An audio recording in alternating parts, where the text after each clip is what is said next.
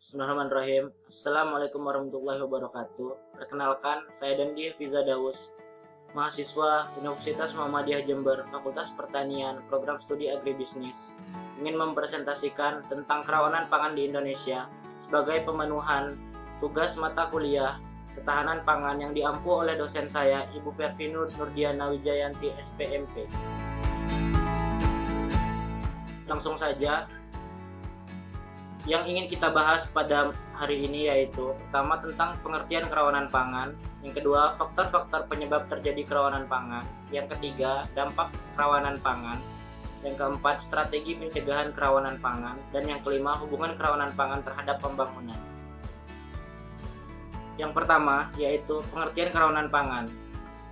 Kerawanan pangan ialah kondisi ketidakmampuan suatu rumah tangga atau individu untuk mengakses dan mengkonsumsi pangan dalam jumlah yang cukup pada kurun waktu tertentu, baik sebagai akibat dari kegagalan produksi maupun masalah daya beli yang bila terus berlanjut berakibat pada terjadinya kelaparan, busung lapar, atau gizi buruk. Nah, pengertian kerawanan pangan yaitu dibagi menjadi dua. Yang pertama, kerawanan pangan transien dan kerawanan pangan kronis. Yang pertama, kerawanan pangan transien. Kerawanan pangan transien ialah suatu keadaan rawan pangan yang bersifat mendadak dan sementara, yang disebabkan karena bencana, baik yang disebabkan oleh alam maupun perbuatan manusia. Sedangkan yang kedua, kerawanan pangan kronis ialah suatu kondisi ketidakmampuan rumah tangga untuk memenuhi standar minimum kebutuhan pangan anggotanya pada periode yang lama, karena adanya keterbatasan kepemilikan lahan, aset produksi, dan kekurangan pendapatan.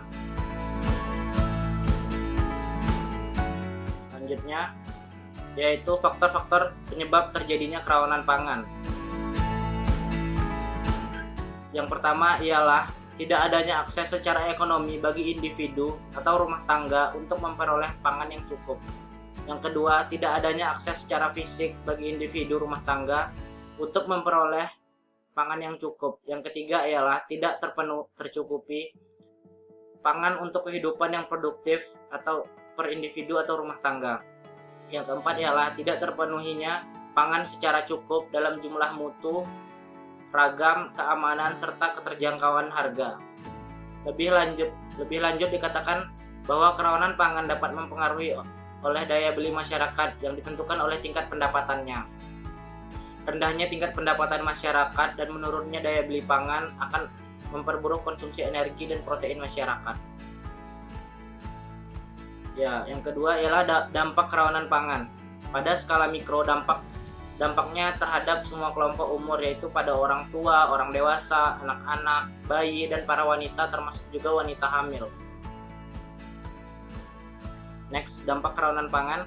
Sedangkan dampak yang terjadi pada skala makro adalah timbulnya permasalahan pada kehidupan masyarakat dengan ditandai sulitnya mata pencaharian, daya beli masyarakat menurun tajam, yang kemungkinan dapat menjadi penyebab tingginya tingkat kriminalitas seperti pencurian, perampokan, dan lain sebagainya. Akibat yang lebih membahayakan lagi adalah di mana setiap individu berupaya untuk memperoleh kebutuhan hidup secara memperhatikan kepentingan orang lain, sehingga dapat menimbulkan perpecahan di masyarakat. Nah, selanjutnya strategi pencegahan kerawanan pangan. Nah, strategi pencegahan kerawanan pangan. Penanganan rawan pangan dan rawan gizi tidak hanya menjadi tanggung jawab pemerintah pusat, akan tetapi juga pemerintah daerah. Seperti yang diamanahkan dalam Undang-Undang Nomor 18 Tahun 2012 tentang Pangan, Pasal 58 Ayat 1, dalam undang-undang tersebut tertulis bahwa pemerintah dan Pemda bertanggung jawab dalam penyediaan dan penyaluran pangan pokok dan atau pangan lainnya sesuai kebutuhan, baik bagi masyarakat miskin, rawan pangan dan gizi, maupun dalam keadaan darurat. Hal ini jelas bahwa Pemda bertanggung jawab atas ketahanan pangan wilayah maupun masyarakat. Namun demikian, perwujudan ketahanan pangan tidak hanya menjadi tanggung jawab pemerintah, namun juga menjadi tanggung jawab kita bersama. Oleh karena itu, peran dan partisipasi masyarakat dalam perwujudan ketahanan pangan dan penanggulangan kerawanan pangan sangat diharapkan. Dalam hal ini, pemerintah lebih bersifat fasilitator, sedangkan masyarakat dapat berperan sesuai dengan kapasitas dan potensi yang dimiliki oleh masing-masing kelompok atau individu. Pemberdayaan posyandu. dasawisma, kepedulian sosial, kegiatan pendidikan, kesejahteraan keluarga, dan aktivitas sosial keagamaan merupakan sarana bagi masyarakat untuk dapat berperan dalam upaya penanggulangan rawan pangan.